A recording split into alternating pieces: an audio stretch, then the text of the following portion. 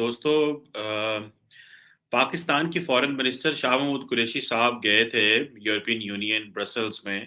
और वहाँ पे जाके उन्होंने जो सिक्योरिटी और फॉरेन रिलेशंस के जो मैटर थे वो डिस्कस किए, और जो ईयू के वाइस प्रेसिडेंट हैं जोसेफ बोरेल, उनके साथ जो है वो बड़ी बातें हुई। पाकिस्तान तो गया था वहाँ पे ऑब्वियसली ये पिच करने पे कि ये बेसिकली एक 6 round of EU Pakistan strategic dialogue था जो कि ब्रसल्स में हुआ। अब ये था कि पाकिस्तान तो गया वहाँ पे ये कहने के जो यूरोपियन यूनियन है वो जीएसपी प्लस स्टेटस विड्रॉ ना करे। ये आपको दोस्तों जीएसपी प्लस है, जनरलाइज्ड सिस्टम ऑफ प्रेफरेंसेस। ये एक स्टेटस है जो कि पाकिस्तान को मिला हुआ है ताकि हमारी जो प्रोडक्ट्स पाकिस्तान से यूरोपियन यूनियन में जाएं उनमें हमें थोड़ा-सा फ़ायदा मिल सके।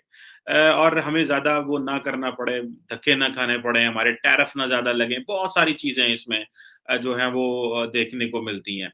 अब अगर आप देखें तो पाकिस्तान और यूरोप की जो बायलैटरल ट्रेड है, वो कोई इतनी ज़्यादा नहीं है। अगर मैं ये कहूँ कि यूरोपियन यूनियन जो है वो पाकिस्तान के जो है वो सेकंड बड़ा ट्रेडिंग पार्टनर है। और जो पाकिस्तान की जो टोटल 14% ऑफ जो पाकिस्तान टोटल ट्रेड है, वो जो है वो यूरोपियन यूनियन की तरफ थी। और ये आप समझ लें कि कितना को बड़ा जो है वो पार्टनर है। और हम यूरोपियन यूनियन के 42nd लार्जेस्ट ट्रेडिंग पार्टनर हैं। हम उनके जो है वो सेकंड है, यानी कि हमारी सबसे ज्यादा ट्रेड वहां जाती है, ईयू में जाती है सेकंड नंबर पे। और हम उनके हम जो है 42nd नंबर पे आते हैं। सो अब आप इमेजिन कर लें कि कितनी को जो है वो एक्सपोर्ट्स जा रही हैं और क्या हो रहा है। और जो पाकिस्तान की इंपोर्ट्स हैं वो जारी बात है वो ज्यादा हैं अभी भी हमारी उनसे।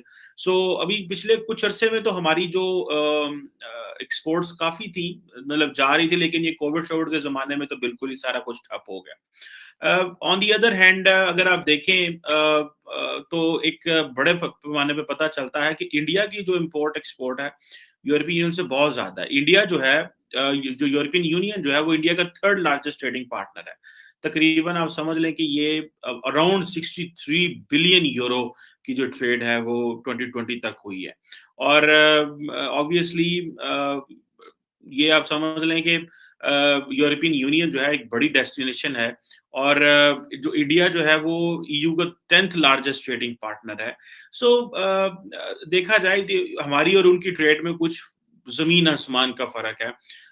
हमें इस तरह के जो स्टेटस प्रेफरेंशियल ट्रीटमेंट भी मिला यूरोपियन यूनियन को करने के लिए, लेकिन कुछ जो है वो नहीं।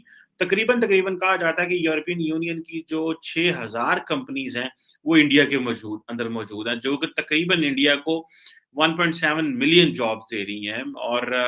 और कोई बाकी 5 मिलियन इनडायरेक्ट जॉब्स भी वो जो है वो दे रही हैं। और यूरोपियन यूनियन जो है उसकी जो फॉरेन इन्वेस्टमेंट इंडिया के अंदर है वो कोई जो एफडीआई जिसको हम बोलते हैं वो तकरीबन 75 बिलियन यूरो थी, जो कि बहुत बड़ा है। जबकि पाकिस्तान में ये है कि पाकिस्तान में ये इन्वेस्टमेंट्स कम हो रही हैं, जो ट्रेड हो या फॉरेन डायरेक्ट इन्वेस्टमेंट हो। तो अब ये उतने बड़े पैमाने पे नहीं है जितने वो, मेरा ख्याल है कि 2019 में जो थी 3 बिलियन यूरो के करीब थी, इस तरह करके।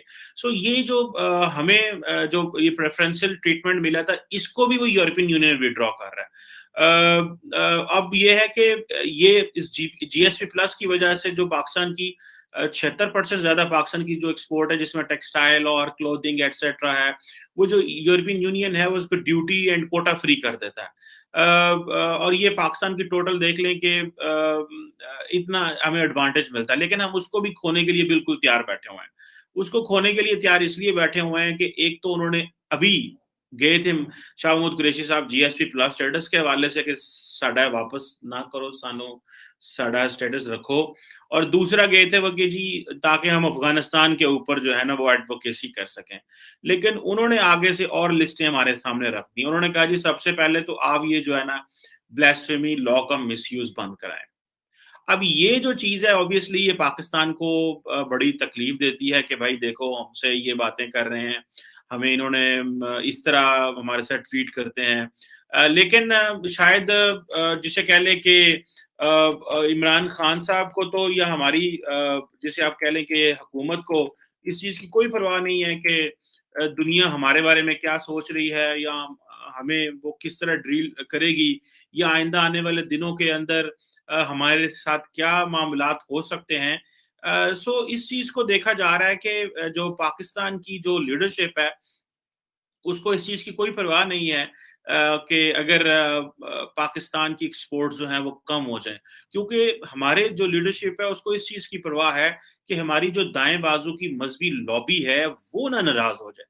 तो जब आपका जो एजेंडा जो है वो ये है कि आपने दाएँ बाजू की मज़हबी लॉबी को खुश करना है, तो फिर ज़ाहिर-सी बात है इसमें आप कुछ भी नहीं कर सकते, क्योंकि आपके पास एक चॉइस है और वो चॉइस जो है वो आप खो बैठे हैं कि आपने किसको खुश करना है, आपने ज़ाहिर बात है दाएँ बाजू की लॉबी को खुश करना है। सो मुझे ऐसे लग रहा है कि ये जो ब्लास्फेमी के हवाले से जो हमारे मामलात हैं और जिस तरह ये सियालकोट का वाक़या हुआ, मुझे इस तरह लग रहा है कि आइंदा आने वाले दिनों के अंदर हमें मज़ीद जो है वो मुश्किलात का सामना करना पड़ेगा। हम तो वहाँ गए थे कश्मीर, हम तो वहाँ पे अभी देखिए ना, इसमें कश्मीर का अगर मैं बात करूँ, तो कश्मीर का तो ज़िक्र ही नहीं हुआ इस पे। उसकी वजह क्या है कि अब वो जो होस्ट ममालिक है ना, वो कश्मीर पे बात सुनने को तैयार ही नहीं है। वो कह रहे हैं एक तरफ आप अफ़गानिस्तान की एडवोकेसी कर रहे हैं, दूसरी तरफ आप कश्मीर की एडवोकेसी कर रहे हैं, तीसरी तरफ आप ये कह रहे हैं कि हमें जीएसपी प्लस स्टेटस हमसे विथड्रॉ ना करो, सिर्फ माँगते ही जा रहे हैं। So we have a demand list हमारी बढ़ती जा रही है। और ये इतनी बड़ी डिमांड लिस्ट है कि जिसको ज़ाहिर बात है कि सारे जो वो ममालिक हैं, उनको इस चीज़ का पता है कि भई ये सब ममालिक इस चीज़ को समझते हैं कि पाकिस्तान ने तो जब भी आना है उन्होंने कोई ना कोई चीज़ माँगने आना है। सो मुझे ऐसे लगता है, मेरी एक ज़ाती ओपिनियन है इसमें, आप ये समझ लें कि पाकिस्तान ने शायद ये फैसला कर लिया है कि हमें शायद हमारे साथ ज़्यादती हो रही है। हमें हमारे साथ ज़ुल्म हो रहा है, हमें जो है वो यूरोपियन यूनियन भी जो है वो तंग कर रही है, हमें अमेरिका भी तंग कर रहा है। हमें हर मुल्क जो है वो उस तरह मुँह नहीं लगा रहा या लिफ्ट नहीं करा रहा, जिस तरह उनको करानी चाहिए। सो मुझे ऐसे लग रहा है कि हमें हमारे पास जो चॉइसेस हैं वो कम होंगी, और वो चॉइसेस इसलिए कम होंगी कि यूरोपियन यूनियन ने जैसे ब्लास्फेमी लॉ के ऊपर बात कर ली, पहली बात। दूसरा उन्होंने कहा जी कि आप अफ़गानिस्तान के ऊपर उन्होंने बात कर दी जनाब। वो भी हमारे लिए एक तकलीफ़देह अमल है कि अफ़गानिस्तान में हमें एक एक एक चीज़ जो है वो बार-बार करनी पड़ती है, कहना पड़ता है कि भाई वहाँ पे ह्यूमैनिटेरियन क्राइसिस है।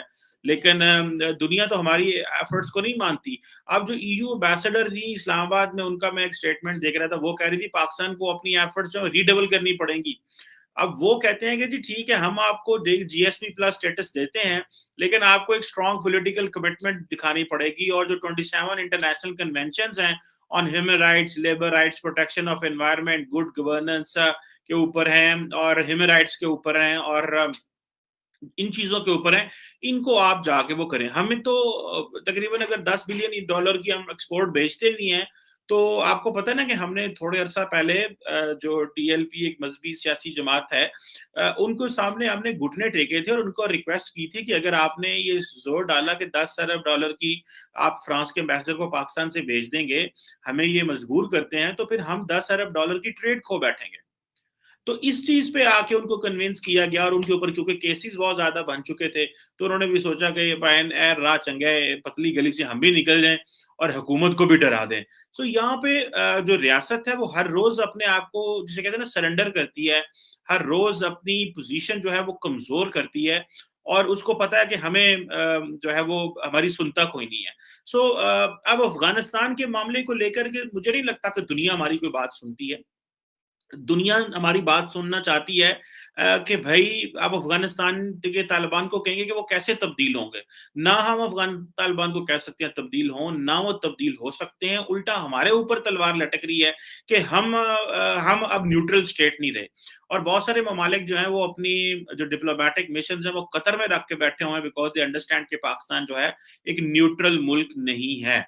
अब ये जो ईयू पाकिस्तान के जो स्ट्रेटेजिक डायलॉग है, मुझे ऐसे लगता है कि हम कश्मीर और अफ़गानिस्तान के मामला डिस्कस कर करके जो मेजॉरिटी ऑफ जो टाइम हमारा स्ट्रेटेजिक डायलॉग में चला जाता है, वो पुराने मामलात में चला जाता है, जो कि पिछले 75 साल के मामलात हैं।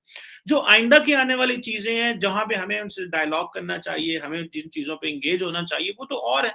वो तो ये है कि हमने अपने लोगों को जॉब्स कैसे देनी है, हमने फ्यूचर प्रॉस्पेक्ट्स कैसे सेट करने हैं, हमने एक पॉलिटिकल डायलॉग किस तरह शुरू करना है, हमने अपनी कॉन्स्टिट्यूशनल कमिटमेंट किस तरह पूरी करनी है और हमने at the end of the day जाके लोगों को कैसे कन्विंस करना है, दुनिया को कैसे कन्विंस करना है कि नहीं भाई हमारे साथ ह्यूमन राइट्स तो ठीक हैं। अब इमरान खान साहब ने एक नया जो महाज़ खोल लिया कि अमेरिका के खिलाफ उन्होंने कहा पायन तोड़ी ऐसी दी तैसी, ऐसी तो हम नहीं मानते, हम चाइना को मानते हैं। हम अब चाइना के पास जाएँ ही जाएँ और